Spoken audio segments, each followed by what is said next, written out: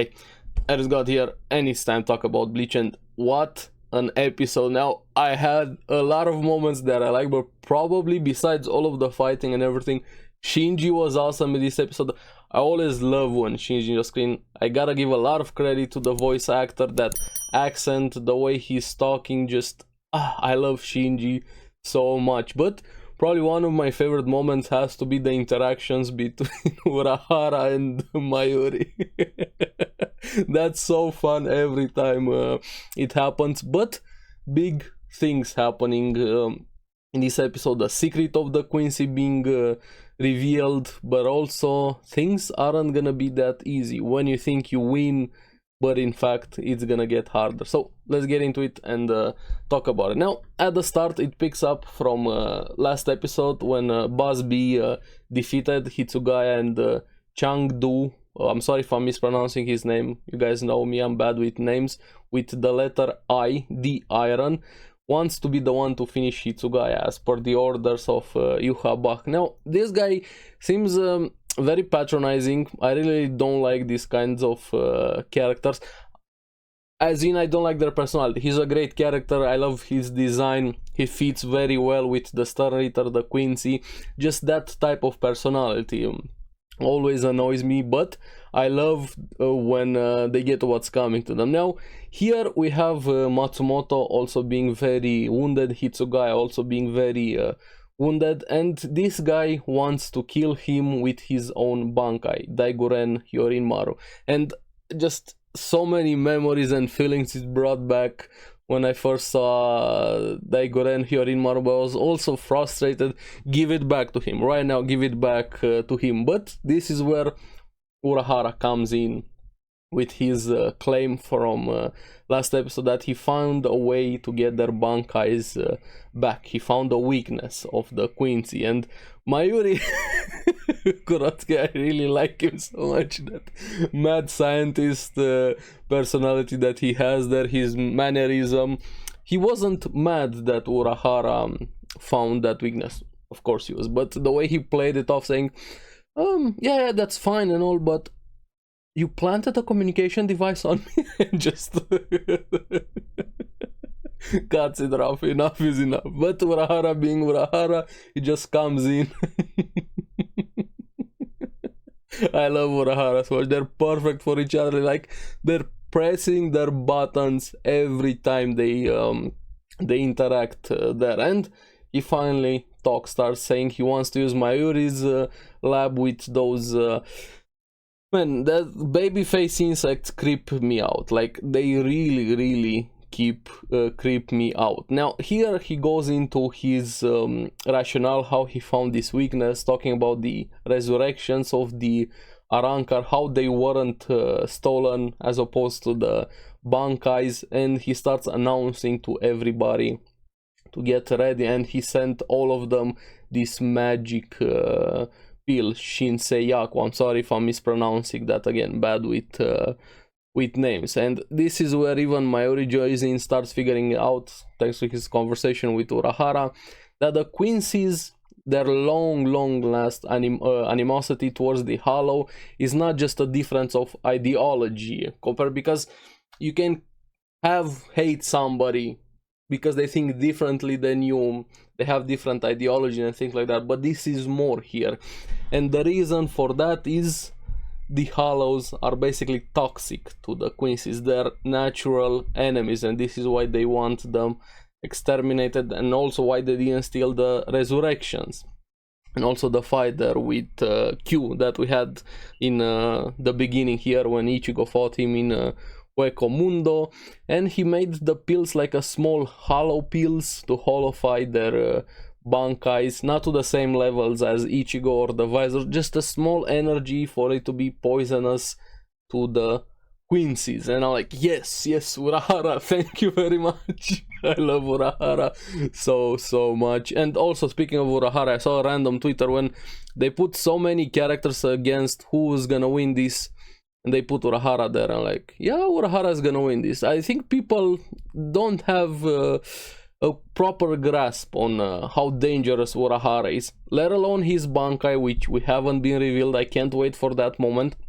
But that's not the most dangerous thing about Urahara. And also with Mayuri. And what's more dangerous in this episode is that they're working together, even though they're bickering a lot, but their minds are the most dangerous things. And especially with Urahara, how he's able to just find MacGyver anything out of everything here. And this is the most dangerous thing about Urahara. Not powers, of course, that's also very dangerous. We're gonna get to Bankai, but his mind is just insane what he's able to do. Remember, he invented the thing that Aizen wanted the most. But anyway, we're gonna get to Urahara later on in the story. Here we have Omaeda, and like I said, put some more respect on Omaeda. Even last episode, he's the one that saves Soifon from getting killed by BG9 there, and gives her the pill. She starts unleashing her Bankai, even though she hates her Bankai. If you guys remember, it doesn't really fit the assassination style that she has going for her. And I can't wait, speaking about assassination, Yoruichi, where is Yoruichi, my waifu? Where is Yoruichi? And I can't wait for that one panel. Ooh, people are gonna lose so badly when Yoruichi joined. But anyway, Soifon finally unleashes the Bankai, and tactical nuke incoming on BG9 obliterates him, and I'm so happy. Again, the pacing is very, very fast, but it doesn't bother me. I'm happy. We're getting straight into the action, no random flashback scenes, talking, shocked surprise faces, and whatever. As much as I love One Piece, this is how you do pacing here. Granted, the story is over here, but yeah, that's a different conversation. And I love One Piece, remember that. But here we have Hitsugaya versus Kang or Chang. He finally gets his Bankai, and he hears the voice again of Hyorin Maru. Just, I think Hitsugaya is probably the one that has the most connection to his Bankai. He sees it as an actual entity, not just as a tool, and how much he cares for it and how connected he is to it. And hearing again Hitsugaya unleashing his Bankai, and we are not yet to that part. If you guys know, you know from the manga. And yeah, he put that guy on a cross, on an ice cross there. So another fight being won very fast. Things are going down here in this episode, but they're still in bad shape. He collapses down, and also Matsumoto is very wounded. All of the other Bankai start slowly returning to the Shinigami, and this is where we have my boy Shinji coming in. I love him so much. His voice, his mannerism, the voice actor does such an amazing job. That grin that he has on his face every time, and just spinning his Zanpakuto. I love that design of the Zanpakuto so much, that playful evil nature that he has be there. And finally starts revealing his Bankai, saying he's gonna flip their reality and Bankai. And this is like very messed up Bankai to have here, and very understandable why he can't use it when allies are around, because it makes reversing your recognition of friend and enemy. So this guy could be your partner over here. I'm hugging my invisible friend, but suddenly you're fighting him and killing him, and the soldats and the others there, the Grons, start killing each other because of this Bankai. Now this is a very dangerous Bankai, especially during war. If it's a duel, I can see why it's very weak. That's why he probably uses his Shikai. But when it's a battlefield, this has the potential to be one of the most dangerous Bankais ever that we've seen so far. Granted, not the most powerful one, but one of the most dangerous ones, and it just fits him so perfectly. But after that, I love you, Shinji. We have Madarame, Yumichika, and Hisagi talking about everything that's happening, what they're gonna do moving forward. And they get attacked by the luchador here, and things are also gonna get interesting between them, that fight. I always love when Madarame unleashes his Bankai, if you guys remember from the original series. Just every time the way he fights, I love you, Madarame, and I can't wait to see more from you. But we also have Bambieta, and Bambieta is one of the most fun characters from the Stun Readers. Of course, she's crazy, murderer. In that one episode, it should have been me with that guy there. And she's a bit frustrated at what's happening, and all her groupies suddenly vanish away. She throws a tantrum.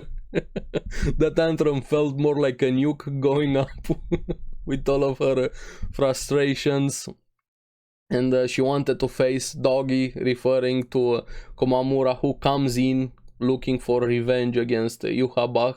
But he stopped a bit to save all of the other Shinigamis that were caught in Bambietta's tantrum. But this is where Shinji comes in also, and I feel like he kind of stole the episode, at least for me. There were so many things happening in this episode, but Shinji is my boy. Here comes in and says, I'm gonna take care of this, Komamura, go do your thing. If you know what's next, you know. And it shows how much he likes to mess with people.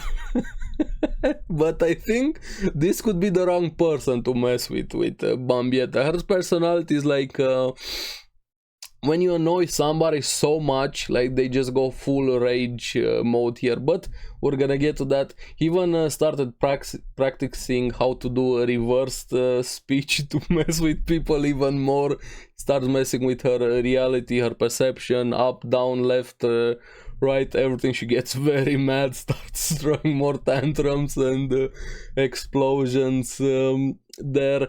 That's gonna be an interesting fight. And also on the other side, Madarame and the others versus the Luchador, they attack him. Madarame actually hits him in the face, but I don't think that had any actual effect. And this is where we see the end of the episode. Things were looking good for the Shinigami, but they actually got in fact more dangerous, because even Yuhabach smiling and after the Bankai's return, yeah, that's not gonna be that good for you, because they can actually start using their real power, same as Q did back in last time Ichigo fought him.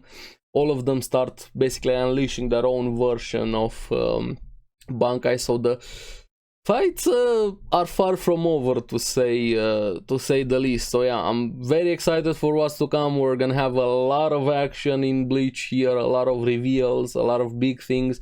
And one of the most interesting things that's happening while this entire war and battlefield is going on, Ichigo training. But that training is more than training.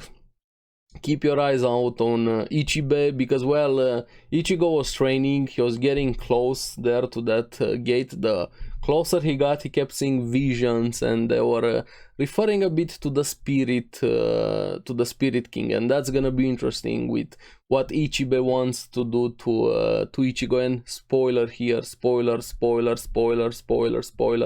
wants to make him the vessel of the Spirit King. So yeah, that's a very big thing happening during this war on the background. But yeah, overall, really great episode. I'm really happy with Bleach. Every time I'm watching an episode, I'm grinning, smiling, remembering all of the good old times, and maybe one of these days it's gonna sink in that Bleach is actually back. So yeah, I'm really curious what you guys thought about the episode. Which fight are you most excited for? And Shinji's Bankai's thoughts about it. If you're anime only, what do you think so far about it? Let me know in the comments below. As always, thank you very much for watching. Remember to like and subscribe, helps me quite a lot, and you guys get the latest videos on the series that I follow. So make sure to check out the podcast also, because anime. I'm gonna see you again on the next one. Keep enjoying Bleach. Bye bye.